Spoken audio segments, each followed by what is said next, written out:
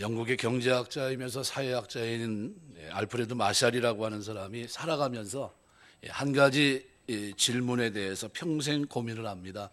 그리고 고민한 내용이 뭐냐면 인간은 무엇으로 사는가라는 고민이었습니다. 그리고 그 결론을 내렸는데 두 가지 결론을 내립니다. 하나는 인간은 종교적인 동물이기 때문에 종교가 필요하다는 것과 또 하나는 인간은 경제적 동물이다. 큰 두 가지 줄기를 얘기한 겁니다. 빵이 필요하고 영성인 이 두 가지 하나님과의 관계가 필요하다는 거죠. 독일의 막스 베버가 바로 이 이론에 근거해서 자본주의 윤리 문제를 책으로 정리합니다. 정리하면서 그는 자본주의에서 신앙의 윤리가 빠진다면 천민 자본주의로 남는다 이렇게 얘기합니다. 이 천민 자본주의의 특징은 세 가지입니다. 정경유착, 부패 그리고 빈부의 격차입니다. 이것이 우리가 사는 시대의 모습을 그대로 반영해 주고 있어요. 그래서 우리가 지금 살아가면서 느끼는 게 뭡니까? 격차를 줄일 수 없다는 것, 그리고 정경이 유착돼 있다는 것, 그리고 우리 스스로 생각해 봐도 부패하다는 거죠. 아무리 생각해 봐도 이 사회가 이래도 될까 싶을 정도의 부패성이 있습니다. 이것을 이끌어가는 힘은 뭘까요? 탐욕입니다. 이 탐심은 과거에나 지금 여전히 존재합니다. 그런데 안타까운 것은 이것을 주도하는 세력이 있다고 한다면, 이것을 가장 잘 효과적으로 누리는 세대가 있다면 20대에서 40대라고 얘기를 합니다. 주로 여피족이라고 얘기합니다. 신조어로 요즘 등장하고 있는 여피족이라고 하는 것은 영어의 첫 글자를 따서 U, YUP 이 세 가지 겁니다. 영, 우르반, 프로페셔널에서 도시에 살면서 전문직에 종사하는 20대에서 40대 층을 말합니다. 이들의 공통점은 전문가예요. 고소득을 늘 취하고 있고 또 사회에서도 적당한 자리를 차지하고 있고 그러다 보니까 종종 사회에 많은 무리를 일으킵니다. 그리고 요즘 이 시대가 어떤 시대일까요? 하나님을 제대로 알지 못했던 시대입니다. 가만히 생각해 보십시오. 입시 때문에 내몰렸던 시대예요. 그래서 지금 우리가 선교를 하고 있는데 선교하는데 외국에 나갈 필요가 없다고 얘기를 합니다. 왜냐하면 우리 젊은 층이 다 선교 대상이에요. 미 전도 종족을 전도하려고 선교사를 파송하고 후원하고 협력하고 있는데 그런데 선교사를 파송하지 말고 지금 어떻게 해야 됩니까? 이 청년들 20대에서 40대에 있는 이 사람들을 끌어내야 돼요. 왜요? 이들은 이 시대에 살면서 하나님을 모르는 그런 가운데 있습니다. 왜요? 내몰렸어요. 대학 가야 되니까 공부해라. 대학 가면 좋은 취직을 해야 되니까 라이센스 하나 따야 되니까 공부해라. 그거 끝나고 나면 뭐라고 얘기합니까? 좋은 결혼하기 위해서 돈 벌어야 되니까 회사 생활에 충실해라. 이렇게 하다 보니까 언제 몇 살 됩니까 보통? 30대. 좀 돈을 벌어서 시집 가고 장가 가야 되니까 그때쯤 되면 몇 살 정도 됩니까? 거의 한 40대 정도 돼요. 근데 이들이 그 속에 뭐가 없어요? 신앙이 있으면 참 좋은데 신앙이 있습니까? 없습니까? 없어요. 자본주의 윤리는 있는 윤리가 없고 뭐만 있어요? 탐욕만 있습니다. 나만 잘 되면 돼요. 그러다 보니까 도덕적으로 어때요? 거침이 없어요. 자기 소견에 오른 대로 행합니다. 자기 신념대로 살아가요. 말씀이 주인이 아니고 하나님이 주인이 아니고 자기 마음대로 살아갑니다. 성경에 이런 사람이 있는데 대표적인 사람이 솔로몬입니다. 그는 쾌락에 자신을 던져봤던 사람이에요. 몇 명이나 데리고 살았다고요? 1000명이나. 전도서 2장 1절 보면 나는 내 마음에 이르기를 자 내가 시험 삼아 너를 즐겁게 하리니 너는 낙을 누리라 하였으나 보라 이것도 헛되도다. 여기 너를 즐겁게 하리니 라는 이 즐겁게라는 히브리 말 쉬무하라는 단어인데 이 단어는 술이 전제된 쾌락입니다. 술이 전제된 쾌락이에요. 이 술 취하게 되면 어떻게 됩니까? 그 후를 알 수가 없잖아요. 기억을 하지 못합니다. 온갖 좋지 못한 일들이 거기서부터 시작해요. 한 잔 정도는 괜찮겠지만 술이 그 사람의 인생을 삼키게 되면 그 다음에 빠져나오질 못해요. 그래서 예배소 5장 18절은 술 취하지 말라. 이는 방탕한 것이니 오직 성령으로 충만함을 받으라. 이걸 뭘 얘기합니까? 인생의 주도권을 기쁨 또는 술에 넘기지 말라는 게 하나님께 맡기라는 겁니다. 구약시대 이런 도시가 있었는데 소돔 고모라입니다. 이 시대로 말한다면 여피족이 들끓는 시대예요.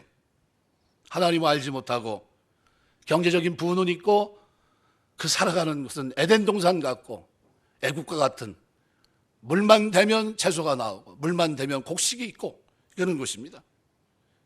그 땅의 최고의 유주로 살았던 한 사람이 또 소개되고 있는데 이 사람이 오늘 본문에 기록되어 있는 롯입니다. 신약성경은 롯의 인생을 한 줄로 이렇게 정의합니다. 베드로서 2장 8절 보시면 날마다 저 불법한 행실을 보고 들으므로 그 의로운 심령이 상하니라. 소돔 고모라에서의 삶은 롯에게 있어서는 고통이었습니다. 너무나 큰 괴로움이었습니다. 화려해 보였지만 그 속은 썩고 있었습니다. 행복해 보였습니다. 권력도 쥐었고 부도 명예도 가지고 있었습니다. 그가 성문 어귀에 있었다고 하는 것은 그가 그 지역의 유지였다는 게 요즘으로 말하면 시장입니다. 그런데 롯은 힘들었어요. 살아가는 것 자체가 힘들었습니다. 무엇이 롯을 그렇게 힘들게 만들었을까? 그것은 그 한 번의 잘못된 선택이 그로 하여금 그 인생 전체를 고통으로 몰아갑니다. 그리고 그 고통 속에서 신음하고 살다가 어느 날 자기가 살던 소돔 고모라는 불과 유황 불에 의해서 어떻게 해요? 흔적도 없이 사라져요. 자기 아내는 어떻게 됩니까? 소음기둥이 되고 자기 두 딸은 어떻게 돼요? 사위로 있었던 두 사람은 농담처럼 여깁니다.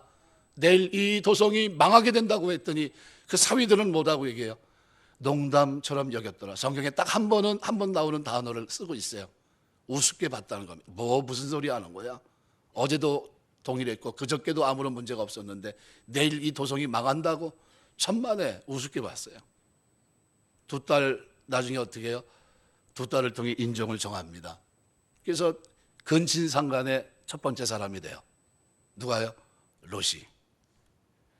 저는 이 장면을 이렇게 대하면서 뭐가 그렇게 중요한가? 선택이 중요하다는 거예요. 어떤 선택을 해야 되는가? 저는 오늘 창세기 13장은 평소문과 명령문으로 되어 있는 아주 중요한 메시지를 우리에게 던져주고 있습니다. 여러분이 이 설교를 아마 많이 들었을 줄 압니다. 하지만 오늘 본문의 원어에 근거해서 이것이 뭘 얘기하고 있는지를 생각하면서 앞으로 여러분의 삶 속에 지금 믿음 안에서의 선택이 되시길 주의 이름으로 축원합니다. 첫 번째로 성도는 살아가는 동안 좀 너그러운 사람, 좀 푸근한 사람이 돼야 돼요. 화평을 추구할 수 있는 사람이 돼야 됩니다. 유목민에게 있어서 목초지, 이 초지와 물은 생명입니다. 언제나 이것은 분쟁의 불씨입니다. 오늘 본문의 롯과 아브라함의 종들이 그랬듯이 나중에 보면 모세가 미디안 광야를 갔을 때도 여전히 그것은 분쟁의 불씨였습니다. 7절에 보면 아브라함의 목자와 롯의 목자가 다투었다 그랬습니다. 그 이유를 6절은 그렇게 말합니다. 그들의 소유가 많아 동거할 수 없었다. 목초지의 물의 확보로 다툼이 있었던 겁니다. 내가 먼저 물을 쓰겠다는 거죠. 나중에 쓰라는 이런 문제겠죠. 그런데 그 땅에는 아브라함과 롯을 지켜보고 있는 사람들이 있었습니다. 그 땅의 원 거주자인 가나안 사람과 브리스 사람이 그 땅에 거주하고 있었습니다. 이들은 어떻습니까? 우상을 숭배하는 사람들입니다. 이쯤 되자 아브라함은 조카 롯에게 분리할 것을 제안합니다. 그래서 오늘 8절 보시면은 이렇게 표현해요. 아브라함이 롯에게 이르되 우리는 한 친족이라 나나 너나 내 목자나 내 목자나 서로 다투게 하지 말자. 원문 성경에는 여기 번역되지 않은 단어 히브리 말 나라는 단어가 들어가 있어요. to be 미완료형 테이라는 단어, 정중하게 허락을 요청하는 단어, 이 단어가 들어가 있습니다. 이 말이 단회적인 부정의 의미를 알고 있는 알이라는 단어와 함께 쓰였습니다. 애원의 의미와 함께 결정을 촉구하는 단호함까지 담겨 있는 그런 단어입니다. 그래서 아주 원하건대 제발 이런 겁니다. 제발, 제발. 그러니까 뭘 다투지 말자 하는데 어떻게 해요? 제발 다투지 말자. 원하건대 우린 다투지 말자. 우린 형제 아니냐? 나는 삼촌이고 너는 조카 아니냐? 이런 겁니다. 당시 아브라함은 연장자입니다. 선택에도 우선권이 그에게 있었고 롯을 보호할 가장입니다. 권위가 있었습니다. 그럼에도 혈육 간의 분쟁을 막기 위해서 자신을 낮추고 롯에게 간청하는 태도를 취하고 있음을 성경은 말합니다. 이것을 통해 믿음의 조상 아브라함의 모습을 우리가 볼 수 있어요. 그 사람의 삶을 볼 수 있습니다. 그 사람은 어떤 사람입니까? 화평을 위해서 온유하게 움직이는 사람이에요. 겸손의 사람입니다. 낮출 줄 아는 사람이에요. 무대뽀가 아니에요. 나는 삼촌이고 너는 조카니까 내 말을 들어야지, 이게 아닙니다. 그게 원하건대 간청하는 그런 모습을 보입니다. 이런 모습이 9절에서는 이렇게 말합니다. 내 앞에 온 땅이 있지 아니하냐. 나를 떠나가라. 내가 좌하면 나는 우하고 내가 우하면 나는 좌하리라. 롯과의 화평을 위해서 자신의 권리를 포기하고 희생정신을 발휘하면서 우선권을 롯에게 줍니다. 하나님께서 인간과의 화평을 위해서 당신의 독생자를 십자가에 내어주는 엄청난 희생을 치르셨다고 성경은 요한일서 1장 10절에 말씀합니다. 그런데 놀랍게도 아브라함이 자신을 희생하면서 자신의 권리를 내어놓으면서 오늘 조카에게 모든 것을 내어놓고 있어요. 화평을 위해 자기를 희생하는 믿음의 모습을 보여줍니다. 우리가 여러분 가정에서 사는 동안, 여러분의 친척들, 형제들 사는 동안 여러분이 예수를 믿는 한 여러분이 지는 사람 되시길 주의 이름으로 축원합니다. 이기지 마세요. 꼭 예수 믿는 사람들이 그냥 반드시 이기려고 합니다. 반드시. 하나님이 내 편이니까 지셔야 돼요. 왜요? 내가 믿음으로 결정하면 하나님이 그 결정을 존중하시고 어떻게 해요? 하나님의 영광을 위해서 진 것을 하나님은 귀하게 보십니다. 반드시 보상하세요. 하나님이 끝이 좋게 하세요. 끝이. 하나님 어떤 분입니까? 선하신 분, 토부예요. 토부, 선하신 분이에요. 보시기에 좋을 우리 인생을 합력의 선을 이루시도록 역사하시는 분입니다. 그 하나님을 믿는다면 매 순간 결정할 때마다 하나님 앞에서, 그죠? 하나님이 영광을 받는 바른 결정을 하셔야 돼요. 화평을 위해 자기를 희생하는 믿음의 결정을 오늘 아브라함이 했습니다. 하나님이 크신 희생으로 죄 용서받고 새 생명을 얻은 오늘 우리 성도 역시 우리가 이 땅에 살면서 이런 결정들을 할 수 있어야 돼요. 이웃과 형제와 성도들 간에 화평을 이루어가야 돼요. 교회를 짓고 옆에 이제 건물이 막 들어와서 하는데 짓는 사람들 제가 편지를 봐줬어요. 얼마든지 주차장 쓰라고 얘기를 해줬습니다. 그랬더니 다 공사하고 잘 마무리한 다음에 와서 인사를 하더라고요. 감사하다고, 덕분에 건축을 빨리 할 수 있었습니다. 그리고 인사하고 가시더라고요. 때가 되면 뭐 들고 오고 때가 되면 뭐 들고 오고. 내가 그랬습니다. 아무것도 갖고 오지 말라고. 그랬더니 나중에 다 끝나고 난 다음에 그 일하시는 분이 저한테 그러시더라고요. 목사님, 오늘 보니까 사람들이 많이 오는데 밑에 주차할 수 있게 해드릴게요. 제가 말씀드려서 주인한테 꼭 말씀드릴게요. 제가 요청한 것도 아닌데 본인이 그렇게 만나는데 그렇게 얘기하더라고요. 여러분이 선대하시길 주의 이름으로 축원합니다. 여러분 주변 사람들하고 좋은 이미지를 주셔야 돼요. 예수 믿는 사람들이 좀 뻣뻣한 이미지를 보이면 안 돼요. 어떤 자리에 있든지 좀 너그러운 모습이 돼야 됩니다. 주고 넉넉하게 하고 풍족하게 하고 내가 아니라 다른 사람을 이롭게 하는 그런 모습이 돼야 됩니다. 할 수 있거든 너희로서는 모든 사람으로 더불어 평화하라 그랬습니다. 히브리서 12장 14절에도 모든 사람으로 더불어 화평하라. 화평함과 거룩함을 쫓으라. 이것이 없이는 아무도 주를 보지 못하리라 그랬어요. 우리가 살아가는 동안 하나님 때문에, 영광 때문에 우리가 화목할 수 있는 여러분 되시길 주의 이름으로 축원합니다.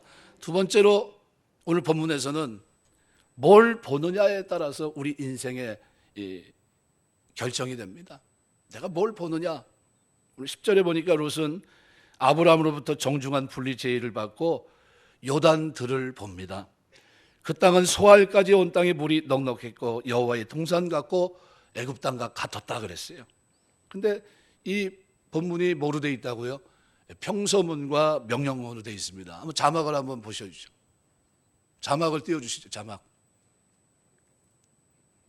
자막을 보여주시라고. 10절, 10절에서부터 16, 18절까지 이렇게 되어 있는데 룻이 봤던 걸 얘기합니다. 룻이 왼쪽에 눈을 들어 바라본 즉 온 땅 장막을 옮겨. 이거는 뭡니까?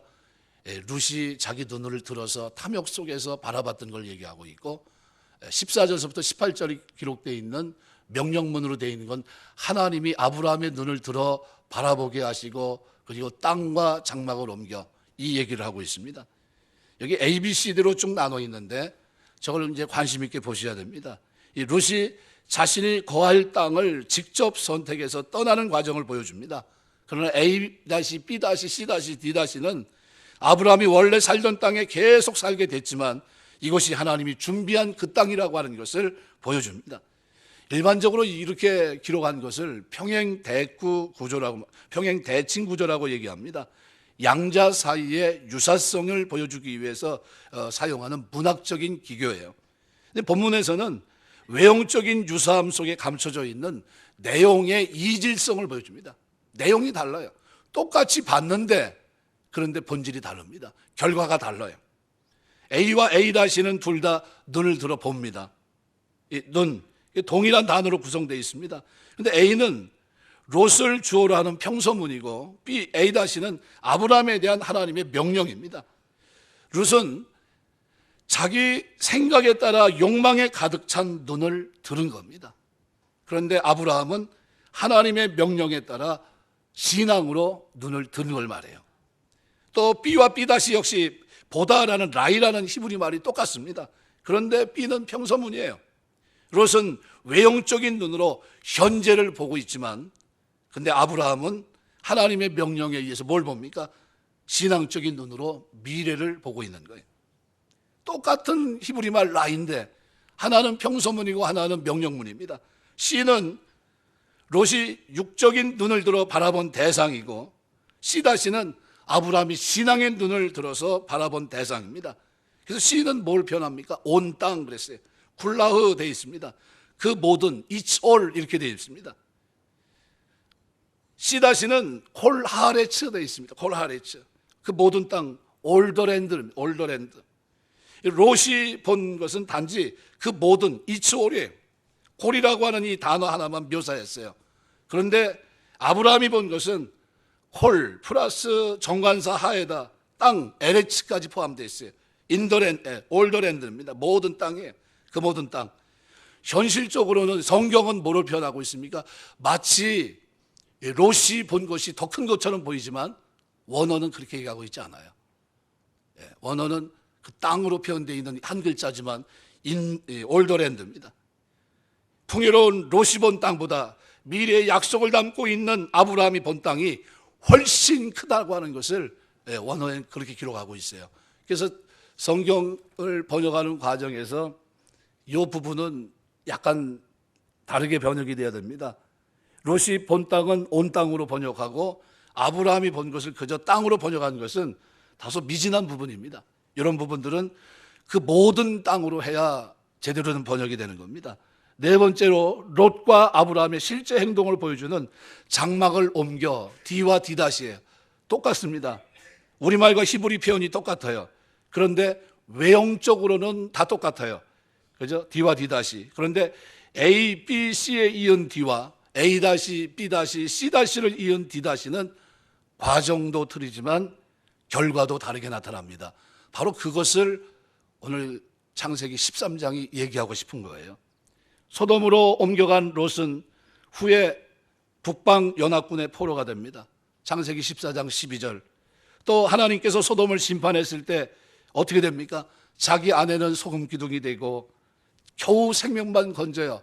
사위들은 어떻게 됐어요? 살았다는 게 얘기가 없어요. 죽었습니다. 그래서 인종을 전하는데 어떻게 전합니까?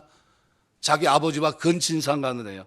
그래서 두 딸과 근친상간의 결과로 성경 역사에서 이스라엘을 괴롭혔던 모압 족속, 암몬 족속의 조상이 되는 불명예를 안게 돼요. 그게 평소문 눈을 들어 바라본 즉 온 땅 장막을 옮긴 결과예요. 그런데 반면 아브라함은 이스라엘의 조상이 되고 믿음의 조상이 되는 크나큰 영예를 얻게 됩니다. 왜요? 자기가 본 게 아니에요. 하나님이 눈을 들어 보라고 하셨기 때문에 본 것이고 바라본 것이고 하나님이 약속한 땅은 그 모든 땅이고 그리고 그의 장막을 하나님이 축복하십니다. 후손을.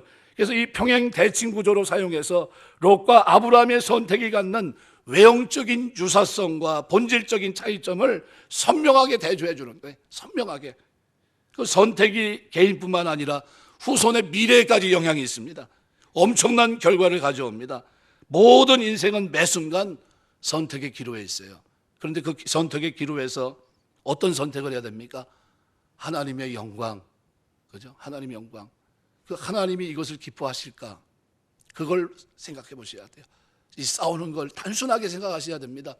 내가 이렇게 싸우는 모습을 봤을 때, 예수 안 믿는 사람이 봤을 때 이거 하나님 기뻐하실까? 누가 들어와서 차를 대려고 하는데 여기는 안 됩니다. 아주 빡빡하게 굴어요. 그게 하나님이 기뻐하실까?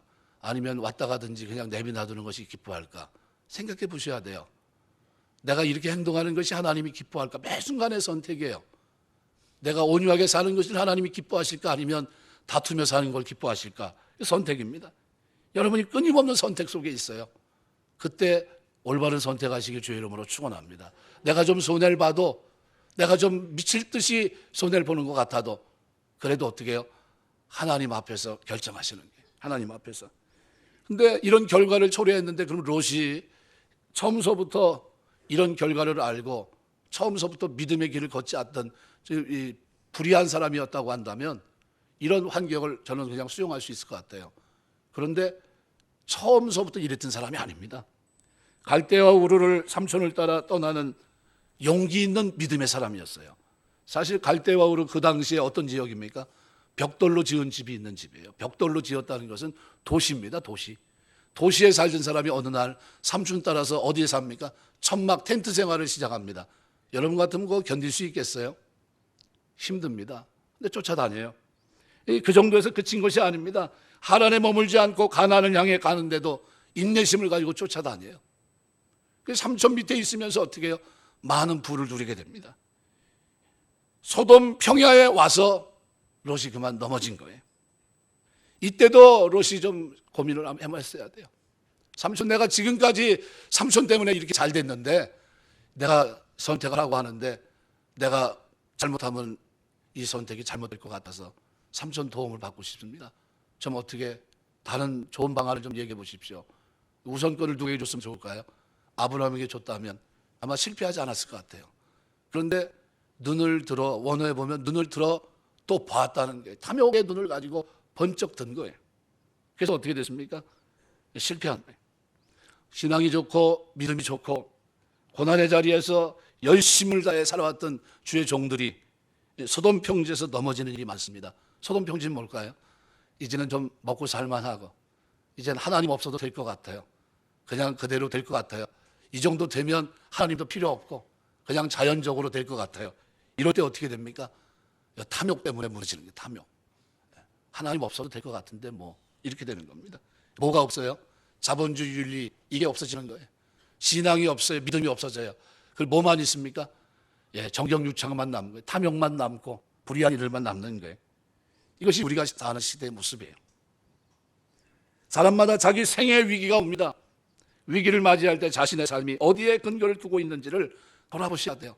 내가 지금 천국을 향해 가고 있는지, 아니면 내 소망이 이 땅에서야 다한지, 아니면 내가 신본주의를 가지고 하나님이 나의 주인이시고 그 주인이신 주님의 말씀에 따라 살고 있는지, 아니면 내가 인본주의로 나의 자존심, 나의 가치관, 나의 신념을 가지고 앞세우고 살고 있는지, 내가 사는 것이 하나님의 영광이라고 하는 큰 주제 속에서 먹든지 마시든지 무엇을 하든지 그 하나님의 영광을 생각하며 내가 선택하고 있는지, 아니면 내가 지금 선택하는 이 길이 나의 영광, 나의 명예, 나의 이 땅에서의 성공만을 바라보며 걷는 것인지, 이것을 구분하셔야 돼요. 선택하셔야 됩니다. 그리고 이것은 우리 인생 속에서 확연히 드러나게 돼 있어요. 얼마든지 좋은 곳에 거할 수 있었지만 아브라함은 하나님의 약속의 말씀을 따라 쫓아갔어요. 7절 마지막을 보시면 바로 이들의 삶을 들여다보고 있는 사람들이 있었어요. 그 땅에 거주하는 가나안 사람과 브리스 사람, 그 땅에 거하였더라 그랬습니다. 원주민입니다. 이들은 누굽니까? 신명기 7장 1절에서 5절 보시면 이들은 우상을 섬기는 사람들입니다. 이들이 오늘 아브라함과 조카 롯의 부유한 모습을 봤고 그들이 헤어지는 모습을 봤던 겁니다. 어떻게 살아야 되겠습니까? 우리가 이 땅에 사는 동안 선하게 사셔야 돼요. 마태복음 5장 16절 보시면 이같이 너희 빛이 사람 앞에 비추게 하여 그들로 너희 착한 행실을 보고 하늘에 계신 너희 아버지께 영광을 돌리게 하라 그랬어요. 우리가 이렇게 사시길 주의 이름으로 축원합니다. 사람들이 우리를 지켜보고 있어요. 저 사람 예수 믿는 사람인데 저 사람 탐욕 속에 사는 사람이라고 평가가 된다면 잘못된 선택의 길을 걷고 있는 거예요. 우리의 모습은 너그러운 모습이 돼야 됩니다. 너그러운 모습. 그래서 처음에 아브라함이 원컨대라는 이 단어를 쓰고 있는데 창세기 18장 3절에 보시면 지나가는 나그네를 대접할 때 똑같은 단어 씁니다. 원컨대 뭡니까? 제발 들어와서 제가 대접할 테니까 식사하고 가시죠. 이게 아브라함의 너그러움을 보여줍니다. 여러분 지나가는 객에게 어떤 태도를 보이고 있습니까? 너그러운 태도를 아브라함이 가지고 있었어요.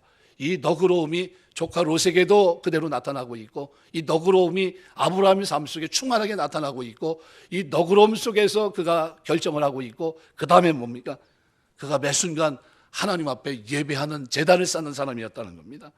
순간순간 하나님 앞에 그는 하나님 말씀대로 살아갑니다. 그래서 놀라운 것은 그의 아브라함 이삭이 어떻게 해요? 창세기 26장 보시면 그도 가는 자리에서 하나님 앞에 제단을 쌓는 모습이 나옵니다. 그럼 어떻게 우리가 인생을 살아가면서 풀어가야 되겠습니까? 오늘 아브라함의 모습 속에서 우리가 두 가지를 배울 수 있습니다. 첫 번째는 대화입니다. 대화. 오늘 8절 보시면 우리가 한 골육이 나나 너나 내 목자요 내 목자 서로 다투지 말자. 우리가 한 골육이다. 한 피 받은 형제 자매란 겁니다. 이것이 우리가 해결의 원리입니다. 성도들은 주 안에 한 형제입니다. 그리스도의 피로 맺은 형제예요. 육신의 형제는 명절 때 만납니다. 생일 때 만나고, 그죠? 그리고 부모님 돌아가시면 잘 못 만나요. 그렇습니까? 안 그러신 분 혹시 있나요? 대부분 그래요. 보편적으로. 명절 되면 다 어떻게 합니까? 외국으로 여행 떠나요. 이 외국으로 여행 떠나는 가정들은 부모님들이 다 소천하신 분들입니다. 이 육신의 형제보다 더 귀한 형제가 누굽니까? 주일마다 보고 날마다 새벽마다 보고 예배 때마다 보는 분들이에요. 영원한 천국까지 같이 가야 될 형제들입니다. 혹시 문제가 있으면 대화하시길 주의 이름으로 축원합니다. 자꾸 대화하셔야 돼요. 대화해서 풀어야 됩니다.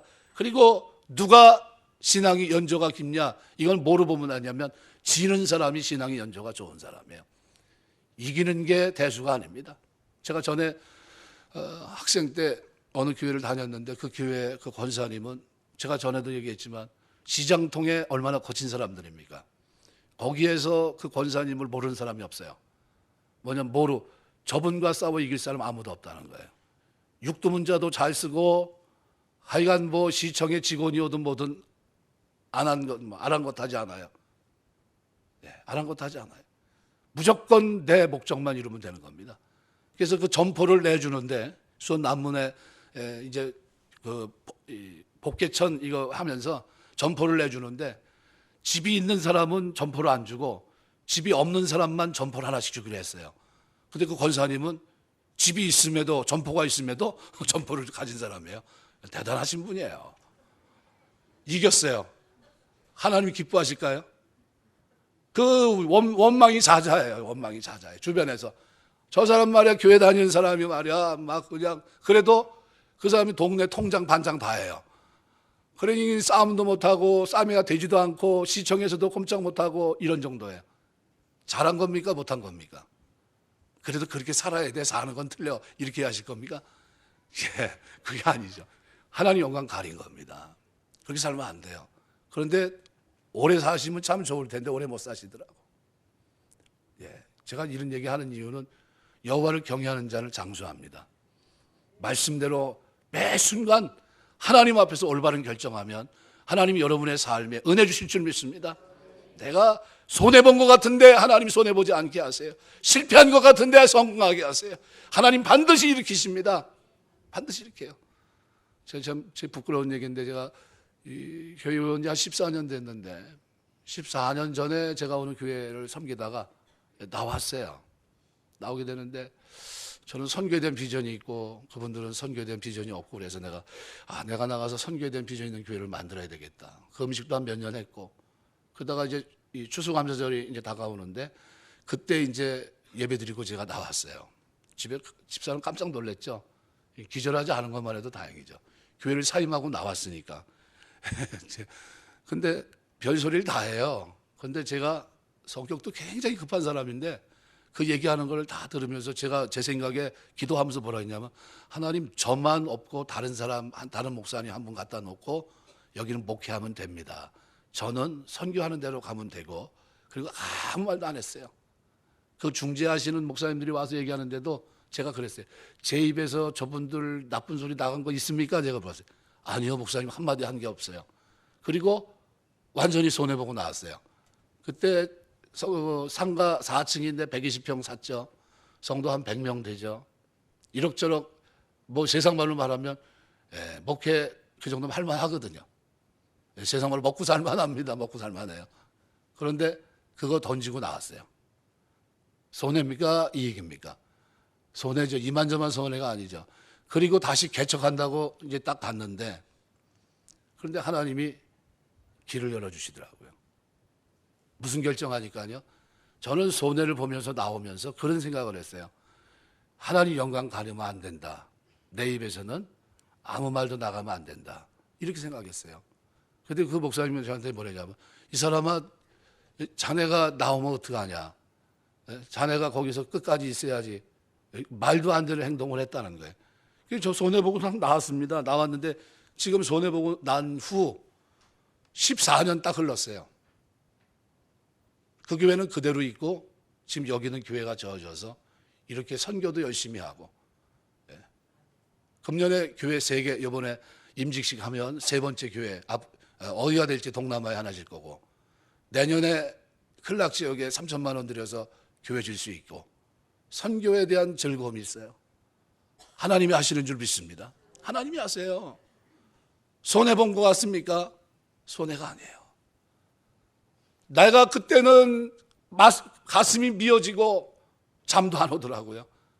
이게 내 인생이 뭔가 싶고 무너져 있는 것 같아요. 실패한 것 같고 절망적이고 너무 괴롭고 외롭고. 그런데 하나님이 위로하시더라고요. 길을 열어서 이 동탄 지역에 이 교회가 있는데 어느 목사님이 저를 불러더니 그런 겁니다. 우리 교회에서 금은 은퇴금을 줄 테니까 자네가 거기 가서 뭐예요? 목회하라는 거예요. 그게 동탄 2지구 초입에 있던 이 동탄 제일교회입니다. 자기가 그 돈을 다 줄 테니까 가서 나중에 교회 부흥하면 선교하라고 그러더라고요. 하나님이 길을 열어주신 줄 믿습니다. 깜짝 놀랐어요. 난 그분이 그 일을 자주 하신 분인 줄 알았더니 평생에 딱 한 번 하고 가셨어요. 평생에. 그게 김현도 목사예요.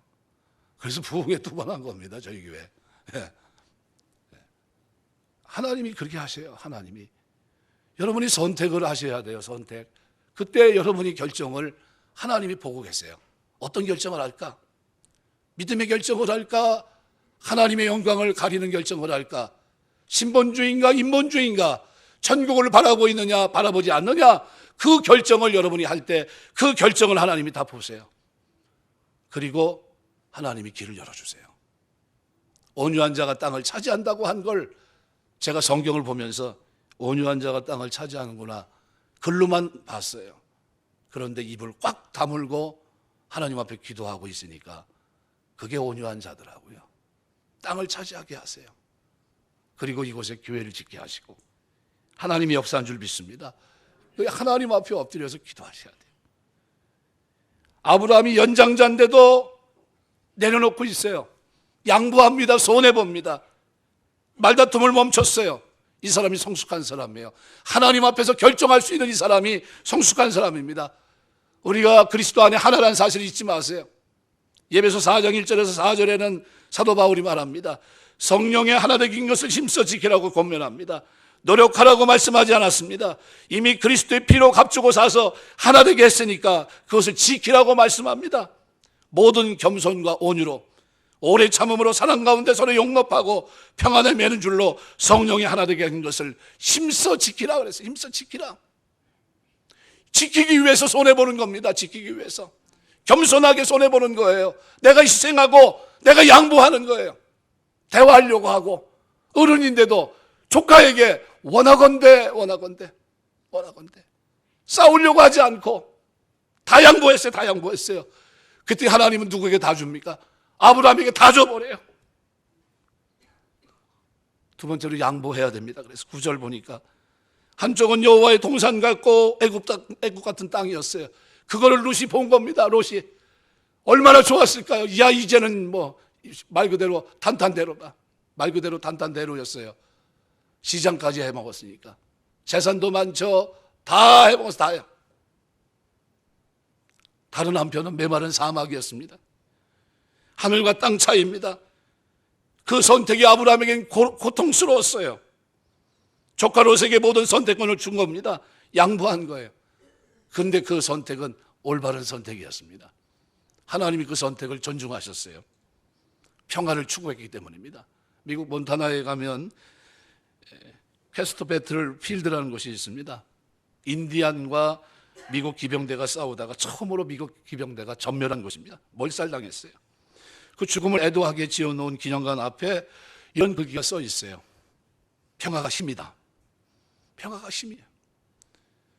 우리가 이 땅에 사는 동안 아무쪼록 화평을 추구하면서 살길 주의 이름으로 축원합니다. 이게 힘이에요. 미군들은 그 싸움을 계기로 깨닫습니다. 이 땅의 원주민과 싸워 인디언들을 다 쫓아내고 몰살시키는 것이 힘이 아니라 더불어 함께 사는 평화가 힘이라고 하는 것을 그들이 깨달아요. 그리고 그때서부터 인디안 보호구역이 설정되기 시작합니다. 진정한 평화가 힘이라는 것을 알았던 거예요. 우리에게 힘은 뭡니까? 박스로마가 아니에요. 박스로마가 아닙니다. 힘으로 다스리는 게 아니에요. 우리는 샬롬입니다. 샬롬. 평화. 지는 거예요. 양보하는 것이고 희생하는 거예요. 여기에 하나님의 은혜가 있어요. 여기에 하나님의 능력이 있고 여기에 하나님의 도우심이 있고 은혜가 넘칩니다. 평화를 위해 함께 거하며 다투기보다는 서로 떨어지는 것이 옳다고 생각했던 아브라함은 조카 롯을 보내면서 이제 남은 것이라곤 외로움과 황무지 그리고 기근밖에 없는 땅입니다. 얼마나 억울했을까요? 그때 이사야 51장 2절 보시면 하나님이 아브라함을 찾아오십니다. 아브라함이 혈혈단신으로 있을 때 내가 부르고 그에게 복을 주어 창성케 하였느니라. 혈혈단신으로 갈라지고 난 그때 하나님이 찾아오셨다는 거예요. 아무도 없을 때, 아무런 위로도 없고 다 포기했을 때 하나님이 찾아오셨어요. 그리고 그에게 복을 주어 창성케 하신 거예요. 고독할 때 신앙의 결단을 내리고 아무도 나를 위로하지 않을 그때 하나님이 여러분을 찾으실 줄 믿습니다. 하나님이 그때 찾아주시는 거예요. 아무런 결단도 하지 못하고 끊임없이 욕망을 향해서 내 눈을 세상을 향해 치닫고 있으면 하나님은 돌아보지 않아요. 그때 오늘 본문 14절에서 16절은 이렇게 말합니다.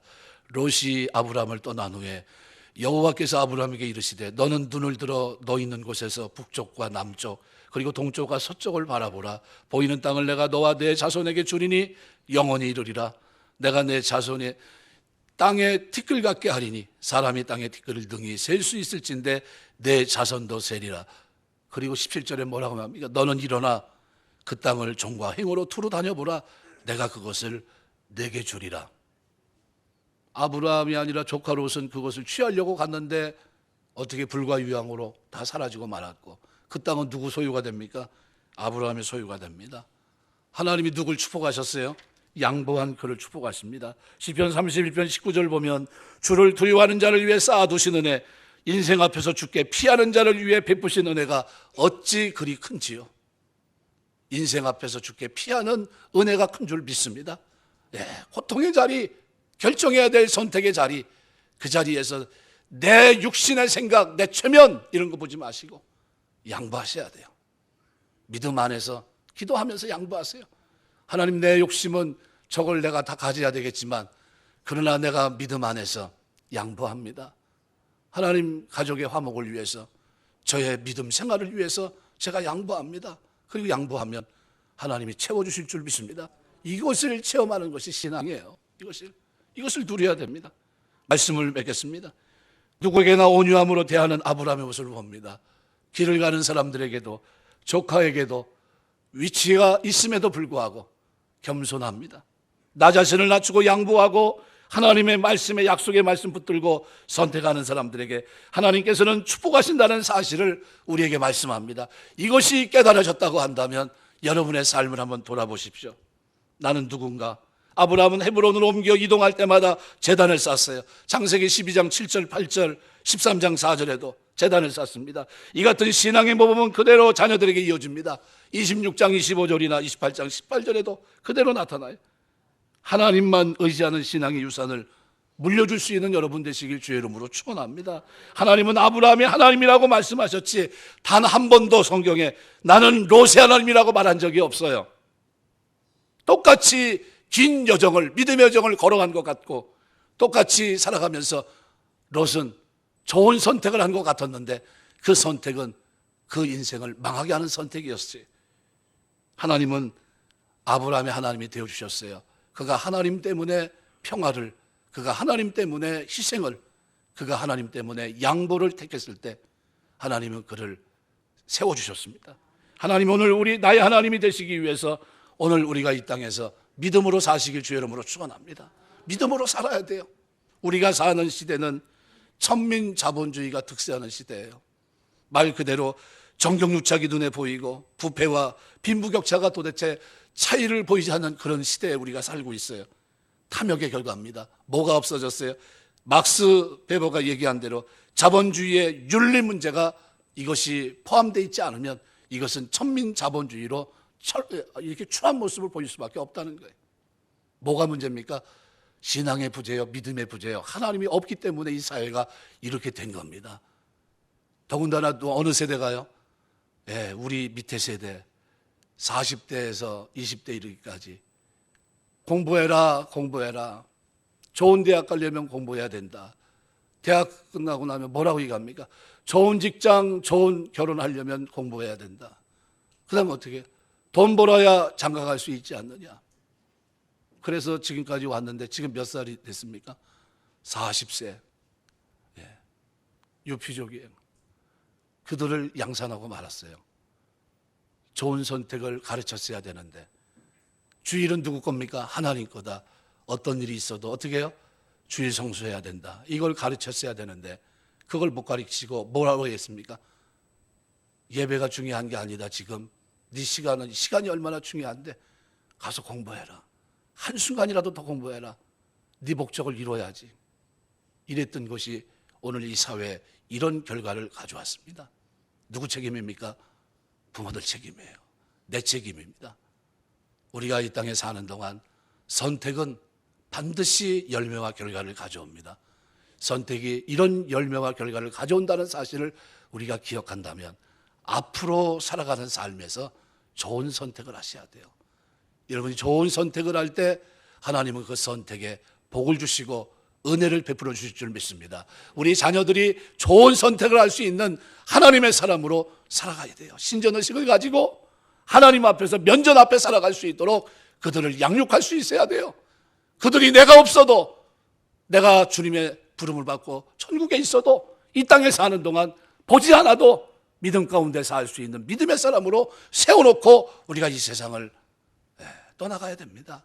그때까지 여러분의 삶이 하나님 주시는 축복 속의 삶이 되시길 주의 이름으로 축원합니다. 고단한 삶이 아니라 실패하고 희생한 것 같지만 그러나 하나님이 보상하는 그 삶이 여러분의 생애 속에 오늘 아브라함을 축복하시고 눈을 들어 보라 하셨던 그 놀라운 축복이 여러분의 가정과 걷는 걸음 속에 있게 되시길 주의 이름으로 축원합니다. 기도하겠습니다.